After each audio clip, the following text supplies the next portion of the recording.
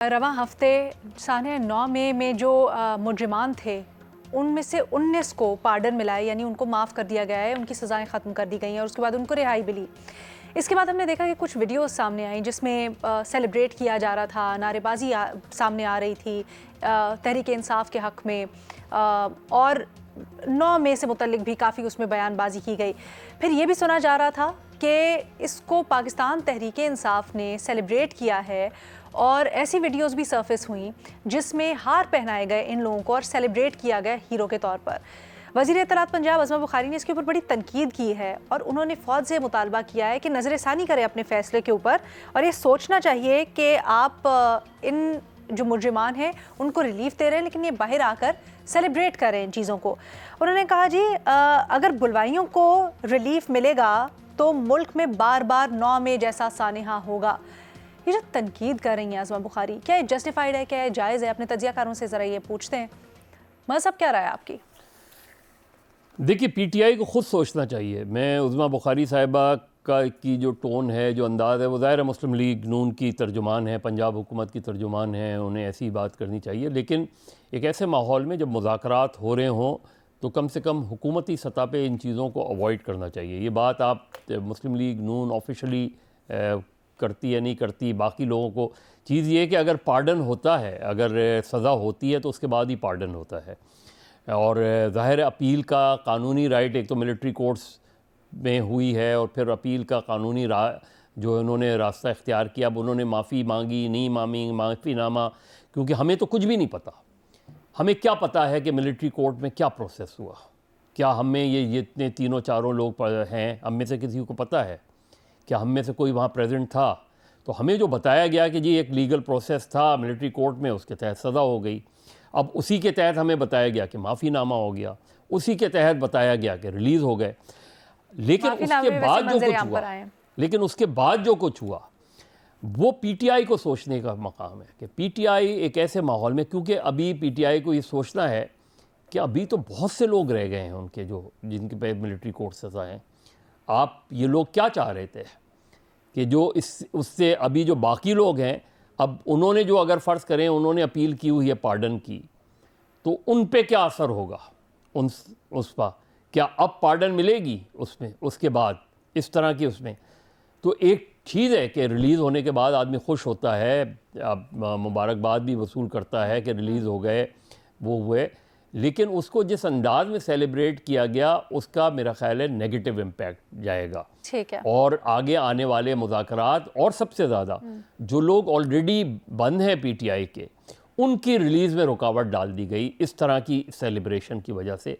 ये जो नुक्ता है, बाकी 9 मई होता है नहीं होता, वो मुस्लिम लीग नून का और हुकूमत का एक सियासी मौक़िफ़ है, वो अपनी जगह है, लेकिन इससे पीटीआई को ज़्यादा नुकसान हुआ है और पीटीआई के उन लोगों को ज़्यादा नुकसान हुआ है जो ऑलरेडी कस्टडी में है। ठीक है, आसिफ क्या राय है आपकी?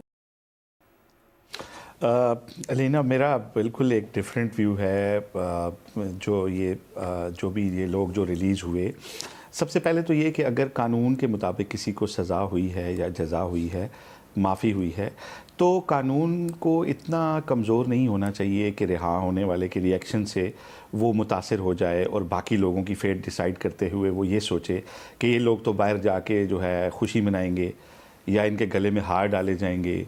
तो इस बात से अगर तो कानून जो कि सिर्फ़ और सिर्फ सबूतों और गवाहों पे और मेरिट पे चलता है, उसको इस बात से नहीं घबराना चाहिए कि बाहर जाके बंदा रोएगा या खुश होगा। अगर रो पड़ेगा तो मैं बाकियों को भी छोड़ दूंगा, अगर खुशी मनाएगा तो मैं बाकियों को कैद कर दूंगा। पहली तो मैं इस लॉजिक के ख़िलाफ़ हूँ।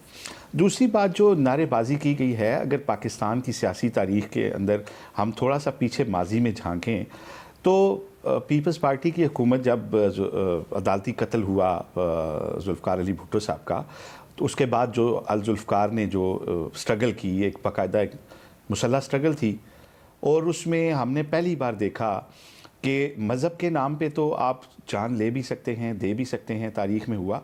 लेकिन मज़हर साहब इस बात के गवाह हैं। सेनेटर मसरूर साहब से हमारी जब मुलाकात हुई तो वो क्या बता रहे थे कि वो लोग जिनको सज़ाए मौत होती थी वो रात को जेल में बता देते थे कि सुबह मुझे सज़ाए मौत होनी है, और तख्ता दार पे उनकी आखिरी ख्वाहिश ये होती थी कि वो कहते थे कि मुझे नारा मारने की इजाज़त दी जाए। और वो फंदे पे झूलने से पहले वो नारे भुट्टो लगाते थे कि नारे भुट्टो, और जेल से फिर आवाज़ आती थी जिए भुट्टो।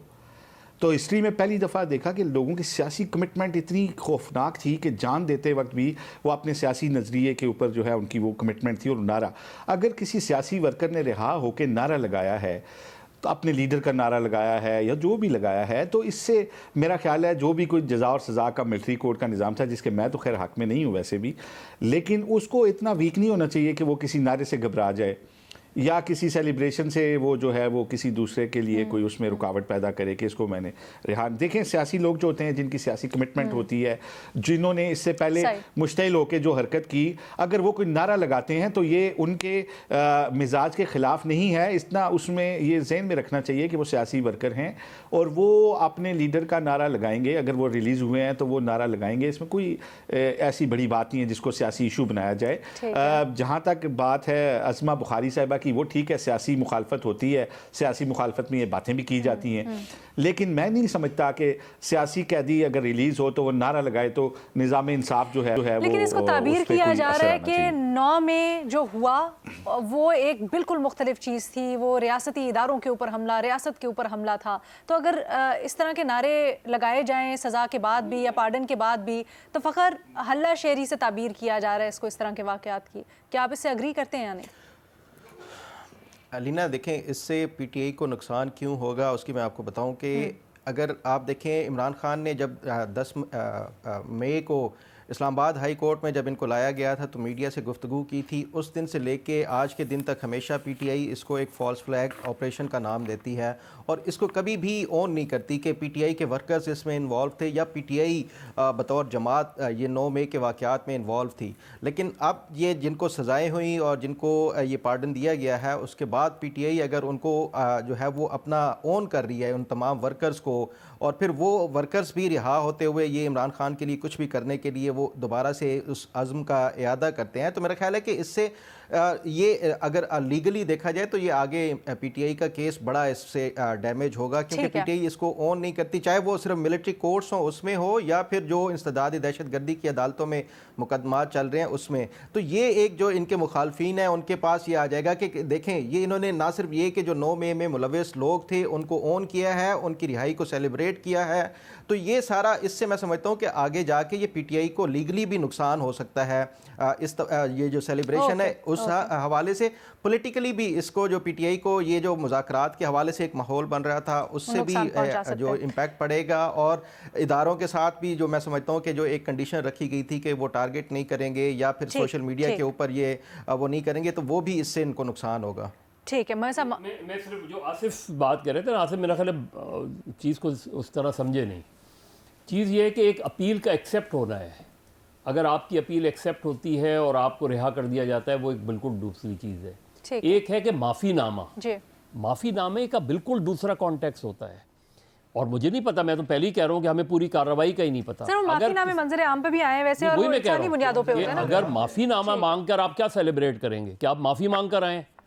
वो जो मिसाल उन्होंने भुट्टो की दी, वो किसी जेल सुपरिटेंडेंट से नहीं कहते थे, वो आपस में वर्कर्स बैठ के कहते थे कि मैं कल फांसी चढ़ने जा रहा हूँ तो मैं जाते हुए नारा लगाऊंगा जिए भुट्टो। आप सब ने जवाब देना है कि जो है नारा भुट्टो को, और क्योंकि वो 3-4 बजे के करीब सदा होती थी तो सब सारे कैदी जागते थे, वो जाते हुए नारा लगाता था और वो सारे कैदी जवाब देते थे। वो माहौल और ये माहौल में बिल्कुल फ़र्क है। ठीक है जी।